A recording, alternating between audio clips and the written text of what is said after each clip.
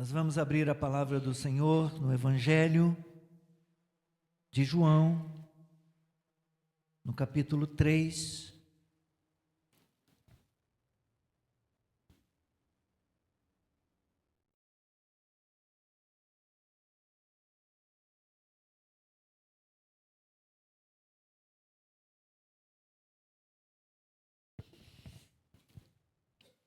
Nossa leitura irá do versículo 1 ao versículo 15. João, Evangelho, capítulo 3, versículo 1 ao 15.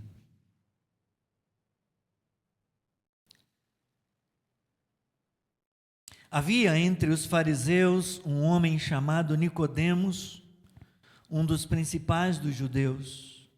Este, de noite, foi até Jesus e lhe disse: Rabi, sabemos que o Senhor é mestre vindo da parte de Deus, porque ninguém pode fazer estes sinais que o Senhor faz, se Deus não estiver com ele. Jesus respondeu: em verdade lhe digo, que se alguém não nascer de novo, não pode ver o reino de Deus. Nicodemos perguntou: como pode um homem nascer sendo velho? Será que pode voltar ao ventre materno e nascer uma segunda vez? Jesus respondeu: em verdade lhe digo, quem não nascer da água e do Espírito não pode entrar no reino de Deus. O que é nascido da carne é carne, o que é nascido do Espírito é Espírito. Não fique admirado por eu dizer: vocês precisam nascer de novo. O vento sopra onde quer, você ouve o barulho que ele faz, mas não sabe de onde ele vem, nem para onde vai. Assim é todo o que é nascido do Espírito. Então Nicodemos perguntou: como pode ser isso? Jesus respondeu: você é mestre em Israel e não compreende estas coisas? Em verdade lhe digo que nós falamos do que sabemos e damos testemunho do que vimos, mas vocês não aceitam o nosso testemunho. Se vocês não creem quando falo sobre coisas terrenas, como crerão se eu lhes falar sobre as celestiais? Ora, ninguém subiu ao céu a não ser aquele que de lá desceu, o Filho do Homem. E assim como Moisés levantou a serpente no deserto, assim também é necessário que o Filho do Homem seja levantado, para que todo o que nele crê tenha a vida eterna. Seja abençoada a leitura da palavra de Deus. Obrigado, Senhor, pelo texto sagrado que acabamos de ler. Ó Deus, para o qual pedimos a ajuda do Teu Espírito Santo, Senhor, iluminando nossa mente e coração, Senhor, e também os nossos olhos, ajudando-nos a compreender o significado, o sentido do texto que lemos e ajudando-nos a aplicá-lo à nossa vida. Senhor, muito obrigado. Fala conosco nesta manhã. Edifica a nossa vida, Senhor. Transforma nosso coração. Nos abençoe em nome de Jesus. Amém. Podeis sentar.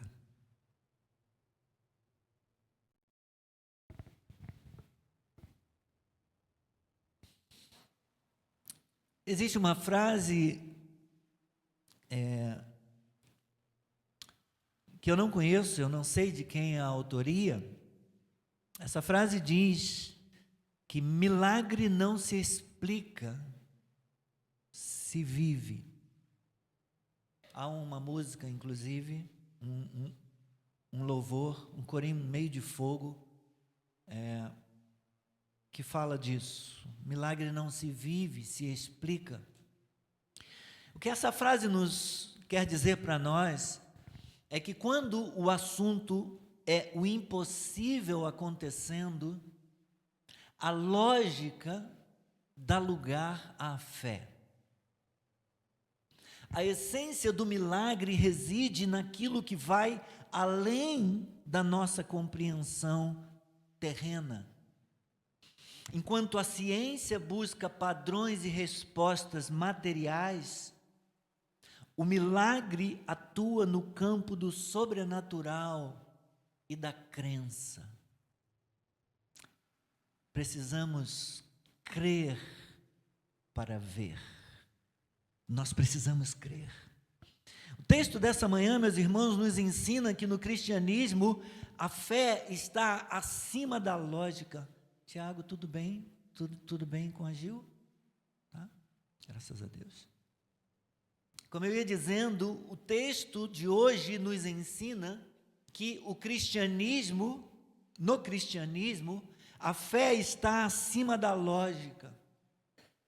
Nicodemos, apesar de ser mestre em Israel, demonstra não conseguir entender o milagre operado pelo Espírito Santo no novo nascimento, ou seja, na regeneração. A razão humana, obscurecida pelo pecado, não consegue aceitar que Deus conceda renascimento espiritual por meio, juntando água comum e a sua palavra. Como pode isso? A água nós vemos presente no nascimento biológico, no nascimento físico. A criança é gestada numa bolsa de água, a vida está ali na água, até que então chega o momento dessa bolsa se romper e a criança vir ao mundo e a criança nascer. A água está presente, mas como que pode alguém ser gerado de novo, nascido de novo, juntando água e palavra? Então, a razão obscurecida pelo pecado tem dificuldade em entender, em aceitar que Deus possa gerar vida espiritual, que Deus possa gerar renascimento, produzir renascimento espiritual, através de água comum e a palavra. Mas quem faz essa surpreendente e grandiosa promessa não é ninguém outro, meus irmãos e irmãs, senão o Filho do Homem levantado na cruz para a nossa salvação. Esse líder do povo judeu desejava crer em Jesus, mas ele não compreende exatamente quem Jesus é. Ele não compreende exatamente os sinais, porque ele fala de sinais que ele tinha visto, dos quais ele tinha ouvido. Ele não compreende as obras que Jesus realiza. Então o Senhor Jesus interrompe Nicodemos. Por 3 vezes o Senhor o interrompe e chama a atenção dele rapidamente para a sua necessidade espiritual. 3 vezes o Senhor usa a expressão, em verdade, te digo. E então ele fala alguma coisa, você precisa nascer de novo. E Nicodemos vem com outra pergunta e Jesus novamente, isso está no versículo 3, no versículo 5 e no versículo 11. Em verdade te digo. É uma expressão marcante, é uma expressão para chamar a atenção. É como se diz, um duplo amém. Preste atenção nisso. Você tem que nascer de novo. O novo nascimento é essencial. Você precisa nascer da água do Espírito. Qual a necessidade de Nicodemos? Jesus enfatiza a necessidade dele. Ele precisa nascer de novo.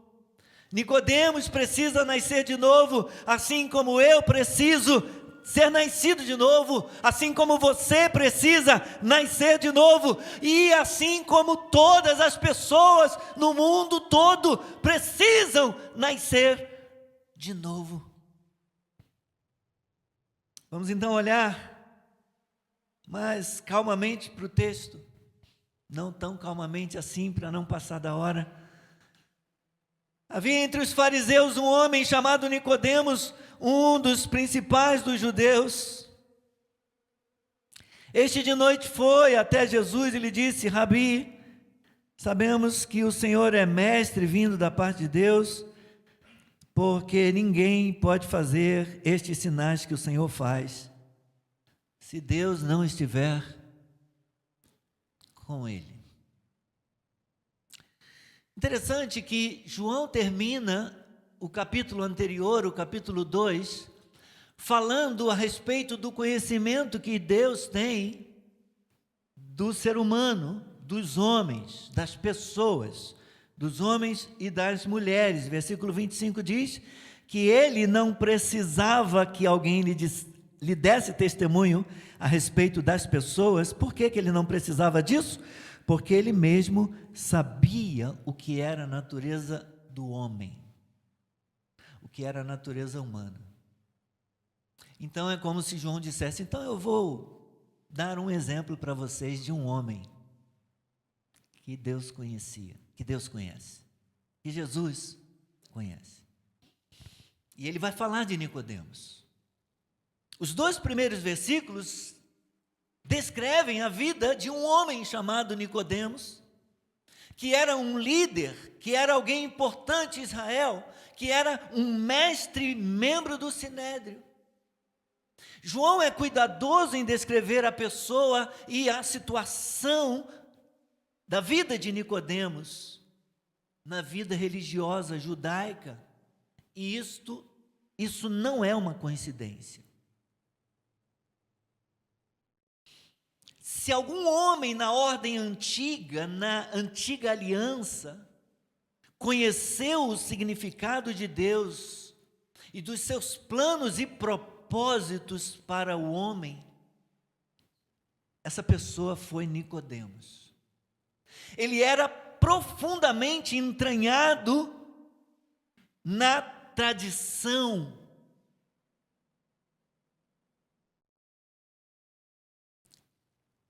do monoteísmo judaico, na religião judaica. Ele compreendia os ensinamentos da lei. Ele conhecia a história de Israel e as proclamações dos profetas. Mas em algum lugar, de alguma maneira, Nicodemos havia se perdido no caminho e de alguma maneira ele exemplificava o que havia acontecido com o judaísmo. Porque a religião judaica também havia se perdido, assim como a liderança judaica havia se perdido. Assim, João, o evangelista, ele estabelece um contraste vívido entre a lei, entre a antiga aliança, com a sua transitoriedade, com a sua insuficiência, com a sua incompletude, e a nova aliança que assegura abundância de vida, tendo o Deus vivo e verdadeiro como a sua fonte. Falávamos disso quando eu preguei sobre João 1, versículo 1 a 18, a encarnação do Verbo, a verdadeira luz, que vinda ao mundo ilumina todo homem. O contraste que João faz entre luz e trevas.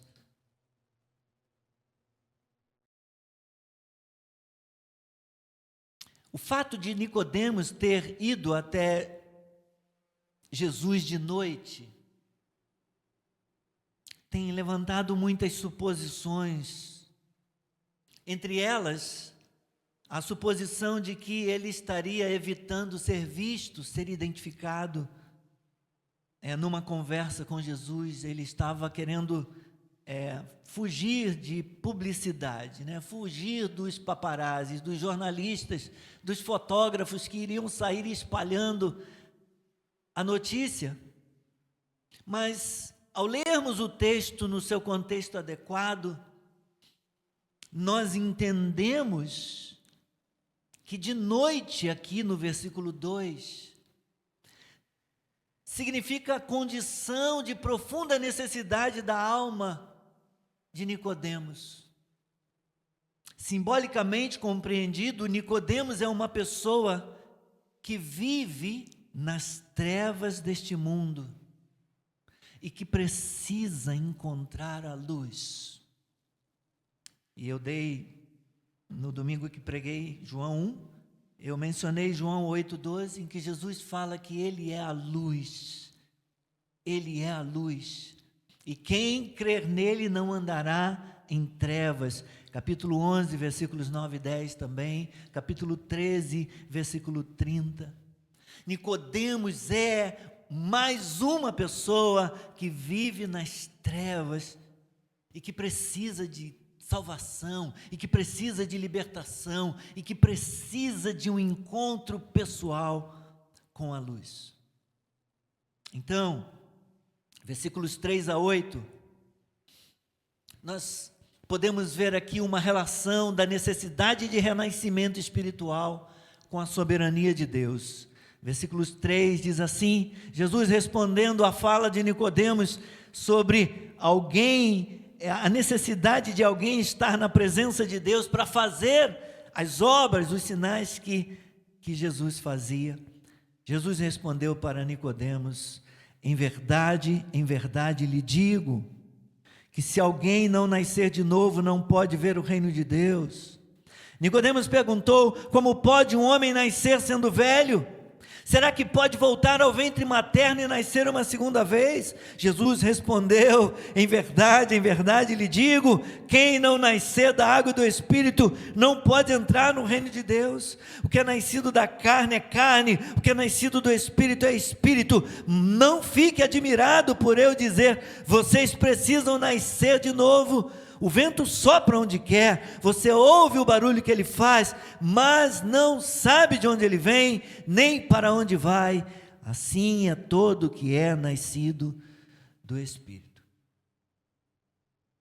O debate, a discussão sobre a necessidade de renascimento espiritual entre Jesus e Nicodemos resgata, meus irmãos, ou desenvolve a referência anterior, no capítulo 1, versículos 12 e 13, a filhos de Deus que nasceram de Deus. Volta a página um pouquinho, no capítulo 1, para o capítulo 1, versículos 12 e 13. Vou ler o 11 também, para compreendermos melhor. Veio para o que era seu, e os seus não o receberam.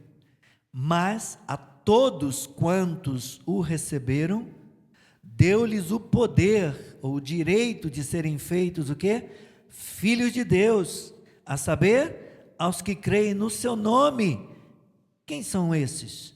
Aqueles que não nasceram do sangue, nem da vontade da carne, nem da vontade do homem, mas de Deus. Filhos de Deus são nascidos de Deus.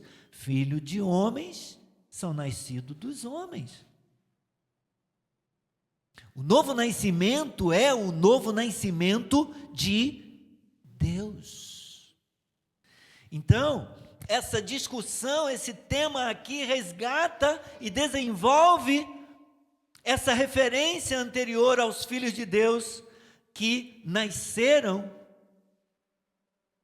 Só um pouquinho que deu ruim aqui. Opa. Filhos de Deus que nasceram de Deus. O texto, meus irmãos, nos apresenta uma das muitas universalizações do Evangelho de João. Quando nos diz que, nos mostra, nos ensina que o Evangelho é para todos. O Evangelho é para todos. O Evangelho é para todo homem, não é só para Nicodemos, não é só para os demais homens que Nicodemos representa do Sinédrio, não é só para os demais homens, as demais pessoas do povo judaico que eles representavam, não é somente para a nação de Israel, é para todas as nações, é para todas as pessoas. O Evangelho é para todos. O novo nascimento que vem do céu é necessário para todos, porque todos pecaram e carecem da glória de Deus. A salvação é para todos, como vai ser dito aqui no capítulo 3 e no versículo 16, porque Deus amou o mundo de tal maneira que deu o seu Filho unigênito, para quê? Para que todo o que nele crê, ou seja, para que todos que creem nele não pereçam, mas tenham a vida eterna. Assim, meus irmãos, a frase nascer da água e do Espírito, no versículo 5, se refere ao nascimento espiritual, ou novo nascimento, ou regeneração, que traz purificação do pecado e traz transformação e renovação espiritual, renovação na vida. A água aqui não se refere à água do nascimento físico, como eu já mencionei, e nem é provável que se refira ao batismo. O pano de fundo provável aqui está em Ezequiel, capítulo 36, versículos 25 a 27, quando Deus diz para o seu povo: então aspergirei água pura sobre vocês, e vocês serão purificados. Eu os purificarei de todas as suas impurezas e de todos os seus ídolos. Eu lhes darei um coração novo e porei dentro de vocês um espírito novo. Tirarei de vocês o coração de pedra e lhes darei um coração de carne. Porei dentro de vocês o meu espírito e farei com que vocês andem nos meus estatutos, guardem e observem as minhas palavras. Esse é o sentido do novo nascimento, da vida que vem de Deus, da vida dos filhos de Deus. Esse é o sentido. O que encontramos enfatizado aqui nos versículos 7 a 8 é a prioridade e a soberania de Deus na obra da salvação. Salvação começa com Deus e termina com Deus. Deus comanda, Deus controla, Deus realiza a obra da salvação. Ela não exclui a necessidade de resposta humana com arrependimento e fé, mas mostra, e a Escritura destaca isso para nós, mostra que essa resposta que o homem dá à obra salvadora de Deus com arrependimento e fé, essa resposta ela também é fruto da obra do Espírito e não o meio pelo qual nós experimentamos a regeneração. A regeneração vem antes da fé. A regeneração precede a fé, porque morto não crê. Então primeiro nós precisamos ser vivificados, regenerados pelo Espírito Santo, para que então a gente acorde para a vida, e depois então recebamos a fé salvífica no nosso coração. Nós vemos aqui que acontece na fala de Jesus com Nicodemos uma mudança do singular para o plural, no versículo 7, onde ele fala: não te admires, deixa eu ver se é isso, não fique admirado de eu dizer para você. Ele está falando com Nicodemos, mas ele muda para o plural. E ele diz: vocês precisam nascer de novo. E essa mudança aqui do singular para o plural, provavelmente tem a intenção de incluir não somente Nicodemos, mas também os seus companheiros de sinédrio. Porque veja o versículo 2, quando ele vem falar com Jesus. Este Nicodemos, descrito no versículo 1, foi até Jesus, de noite foi até Jesus, e como é que ele diz? Rabi, chama Jesus de mestre, sabemos, ele está falando mais em nome de mais alguém, tem mais gente com ele, ele está representando mais alguém, sabemos. Essa mudança do singular para o plural, meus irmãos, ela tem provavelmente a intenção de incluir Nicodemos e os outros membros do sinédrio, seus companheiros, mas o plural também tem uma aplicação mais ampla para todas as pessoas, não apenas Nicodemos, não apenas os membros do sinédrio, não apenas os membros de Israel, as pessoas de todas as nações. Isso está sendo repetido aqui. Todos precisam nascer de novo. Vocês precisam nascer de novo. Se quiserem entrar no reino de Deus, se quiserem ser salvos, vocês precisam experimentar o nascimento do alto, o nascimento do céu, o nascimento que vem de Deus. Então, do versículo 9 ao versículo 15, então, depois de ouvir essas coisas, Nicodemos perguntou. Ele tem muita pergunta, né? Ele tem muita coisa que ele quer saber, que ele precisa saber. Nicodemos perguntou: como pode ser isso? Jesus respondeu: você é mestre em Israel e não compreende estas coisas? Em verdade lhe digo que não falamos do que sabemos e damos, que nós, em verdade lhe digo que nós falamos do que sabemos e damos testemunho do que vimos, mas vocês não aceitam o nosso testemunho. Se vocês não creem quando falo sobre coisas terrenas, como crerão se eu lhes falar sobre as celestiais? Até esse ponto. Há muitas perguntas no coração, no íntimo de Nicodemos que precisam achar respostas. Versículo 2, versículo 4, versículo 9. Nicodemos professa conhecer de modo surpreendente o que ele não consegue entender. Ele sabe, mas não entende. Ele é conhecedor da lei, mas ele não entende o espírito da lei.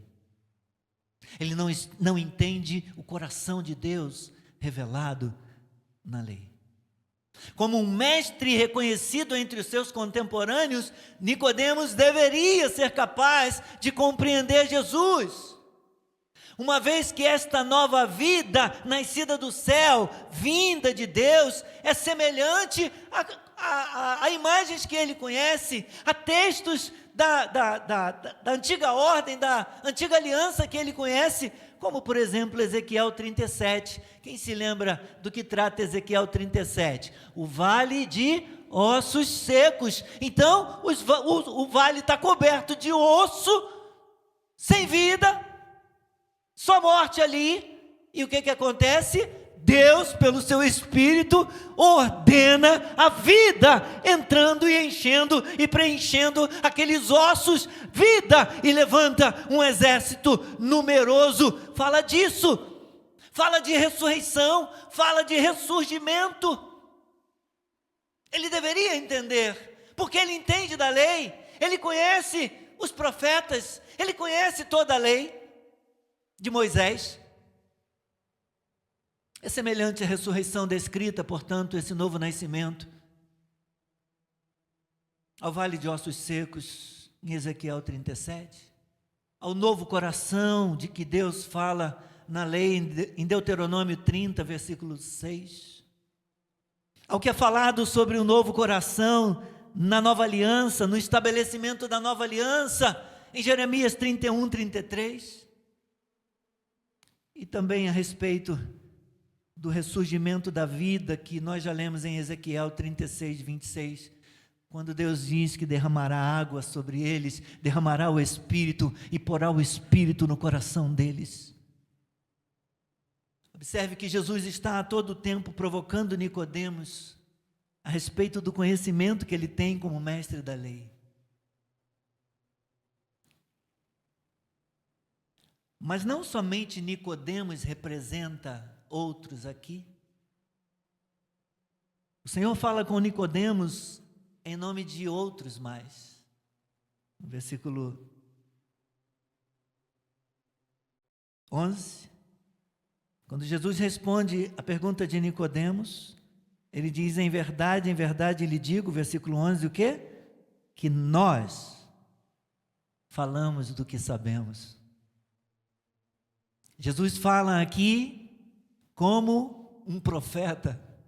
Ele fala como os demais profetas. Nicodemos, todos aqueles que você ouviu falar na antiga dispensação, nós falamos a mesma coisa, nós falamos do que conhecemos.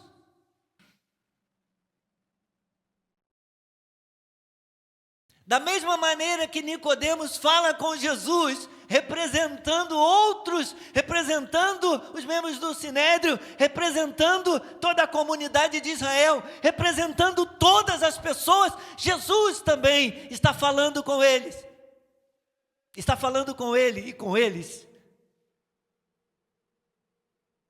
como um profeta, em nome dos profetas do Antigo Testamento, afinal de e até do Novo também, porque João Batista já está presente, já está pregando o arrependimento ali, e João também é considerado um grande profeta, João Batista. Jesus está falando em nome deles, e em nome da nova comunidade cristã, que é a igreja. Ele diz nós. Os profetas falaram, os apóstolos falaram, e nós, a comunidade cristã, a igreja cristã, nós falamos do que conhecemos, e nós testificamos daquilo que nós experimentamos, daquilo que nós conhecemos, daquilo que nós vimos.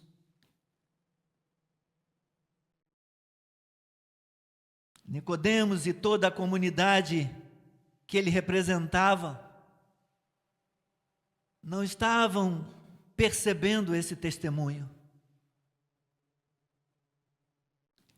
Jesus menciona coisas terrenas no versículo 12, e essas coisas terrenas aqui do versículo 12 provavelmente é uma referência ao ensino de Jesus sobre o novo nascimento que acontece na vida de uma pessoa aqui na terra.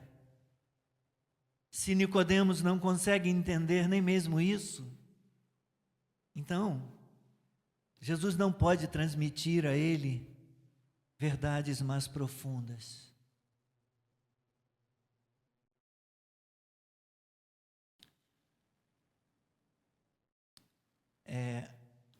Nós encontramos a segunda pessoa do plural aqui, na segunda frase do versículo 11 e em todo o versículo 12. Veja, a segunda frase do versículo 11 diz assim: mas vocês,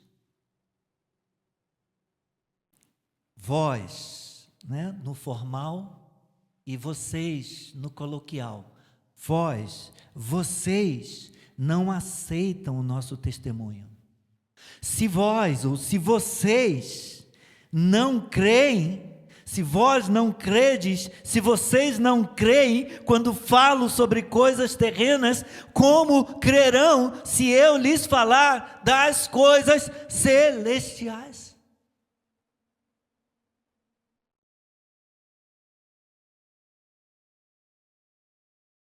Estamos caminhando para o final. Versículos 13 a 15. Ora, ninguém subiu ao céu a não ser aquele que de lá desceu, o Filho do Homem. E assim como Moisés levantou a serpente no deserto, assim também é necessário que o Filho do Homem seja levantado, para que todo o que nele crê tenha a vida eterna. Louvado seja o nome do Senhor. Jesus usa, meus irmãos, aqui nessa passagem, a expressão Filho do Homem, que é a sua autodesignação preferida, a mais usada por Jesus nos evangelhos. Essa expressão tem sua origem especialmente na visão de Daniel, no capítulo 7, versículos 8 a 14, em que menciona um semelhante a Filho do Homem, que entra no céu e recebe de Deus a autoridade universal e eterna para governar o mundo, para governar as nações. Ele, o Filho do Homem, e somente Ele, tem autoridade para falar das coisas celestiais, enunciando as palavras que foram dadas pelo Pai. Ele repete isso no Evangelho de João algumas vezes. Eu entrego para vocês, o que eu falo para vocês, eu não falo da minha própria vontade, o que eu quero, mas eu falo aquilo que eu ouvi do Pai. Como a gente vai ver no capítulo 15, no capítulo 17, na oração sacerdotal.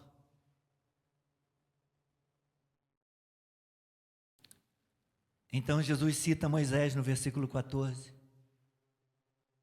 se referindo à passagem de Números 21, 4 a 9, Jesus bombardeou Nicodemos com o Antigo Testamento.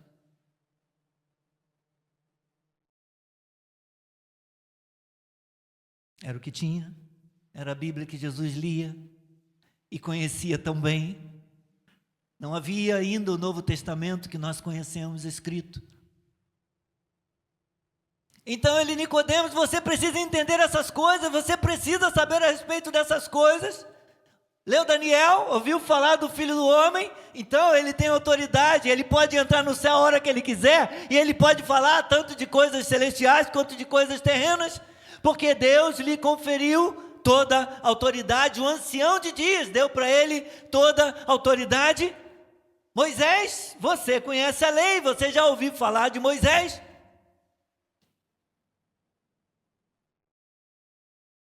Você se recorda daquela experiência dos israelitas rebeldes, que começaram a murmurar, começaram a se queixar, e Deus então enviou para o seu meio serpentes abrasadoras, como uma maneira de corrigir o coração deles, como uma maneira de trazer punição pelo pecado deles, pela rebelião deles.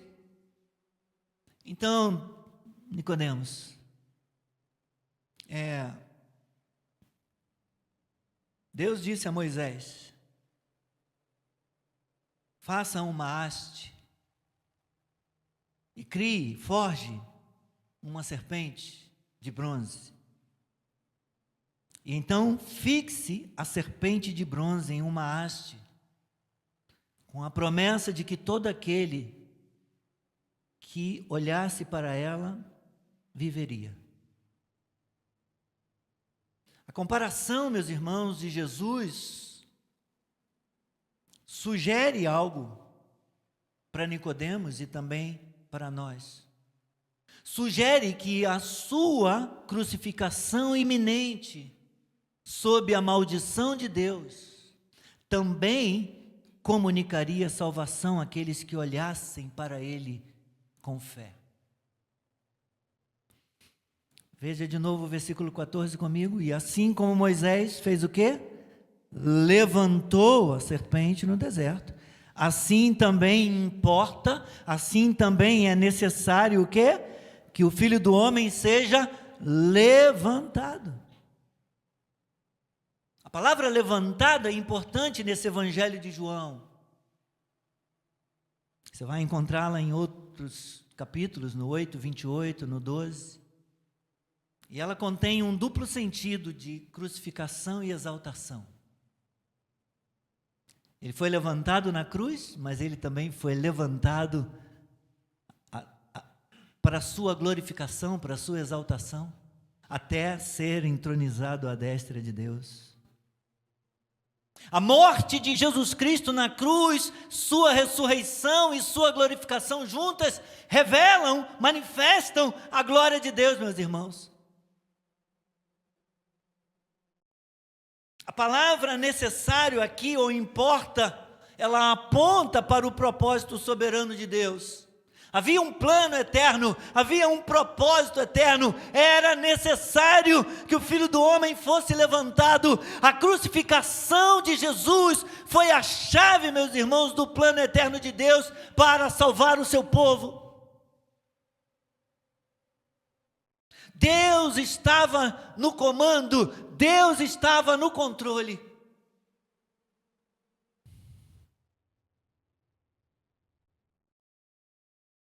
Então eu concluo.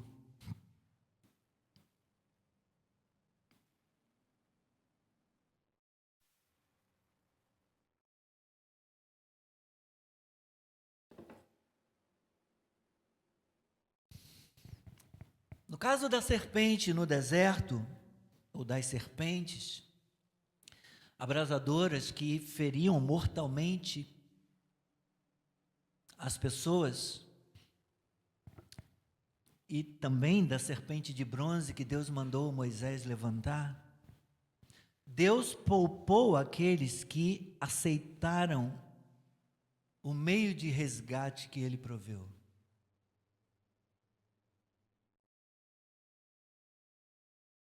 Não era a haste, não era a serpente que fazia a mágica e trazia a cura. A cura não surgiu, não emanou magicamente do pedaço de metal. A cura dependia da fé no poder da palavra de Deus.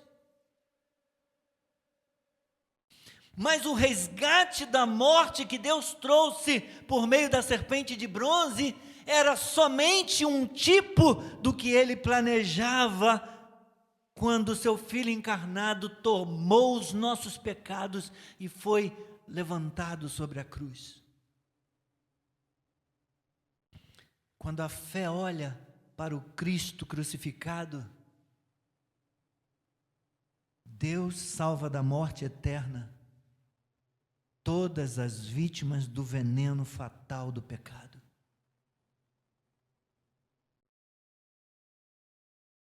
Esse foi o meio escolhido por Deus para dar nova vida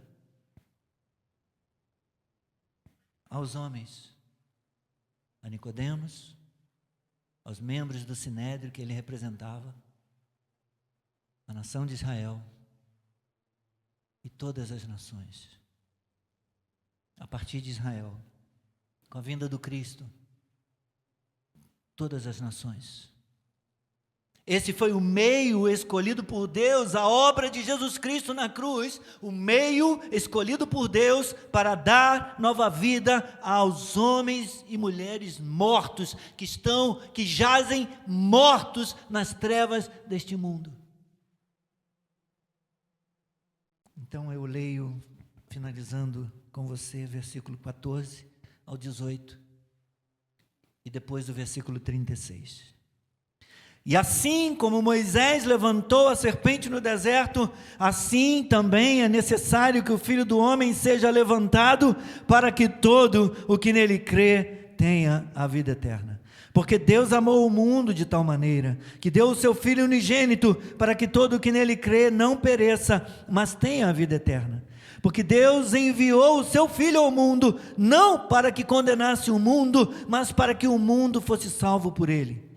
Quem nele crê não é condenado, mas o que não crê já está condenado, porque não crê no nome do unigênito Filho de Deus. E versículo 36, e assim, por isso, quem crê no Filho tem a vida eterna. Quem se mantém rebelde contra o Filho não terá a vida, mas sobre ele permanece a ira de Deus.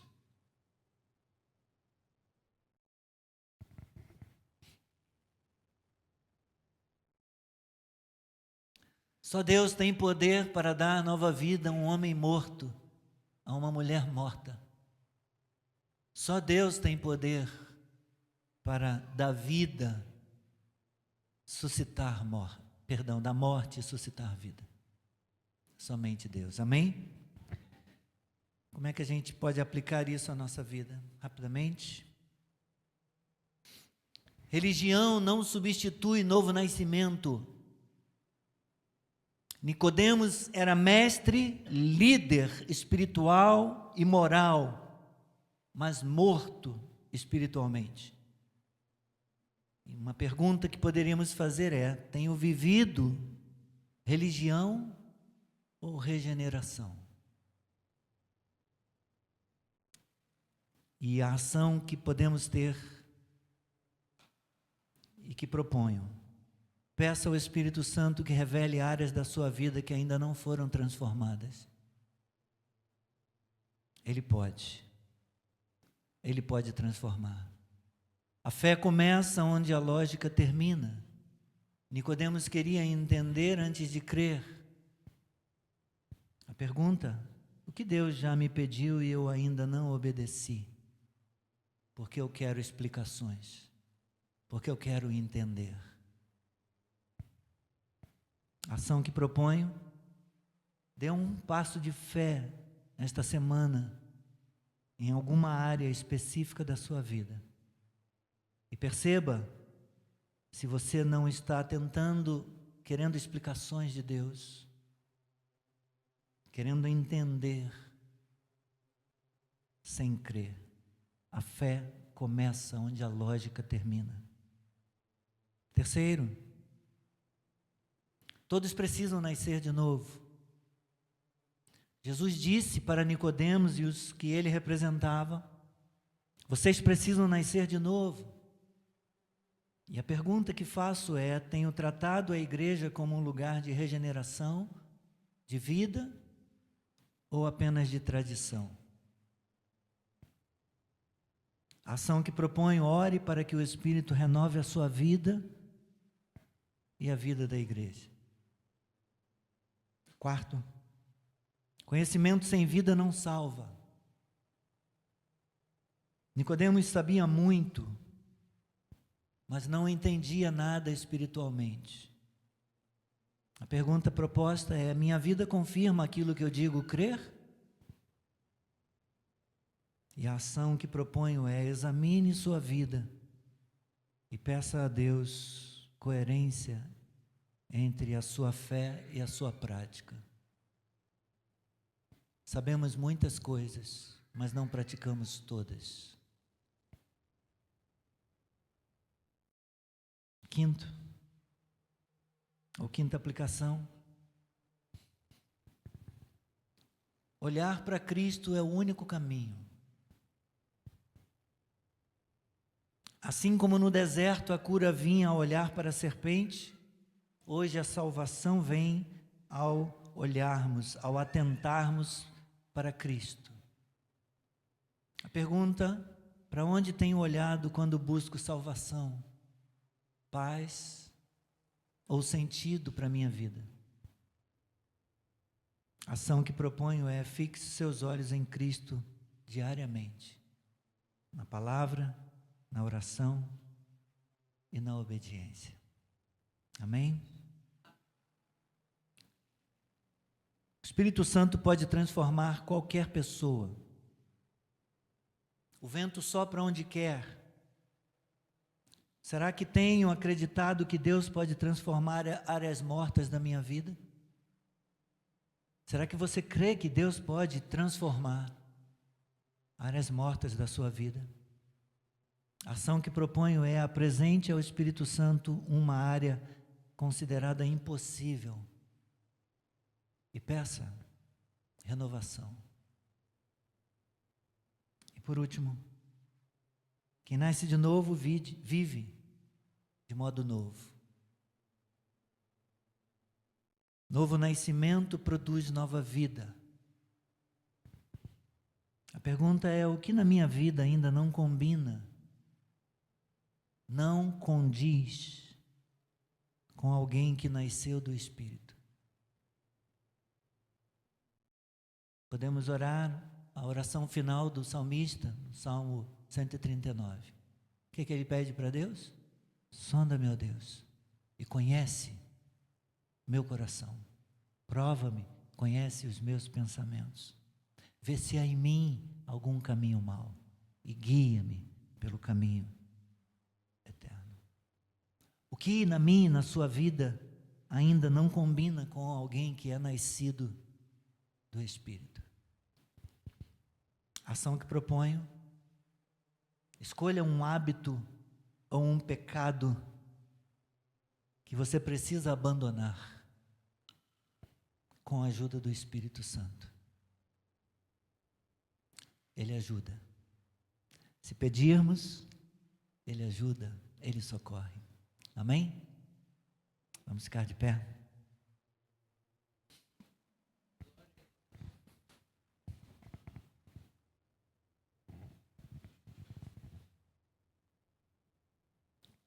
Eu venho com esse texto no coração.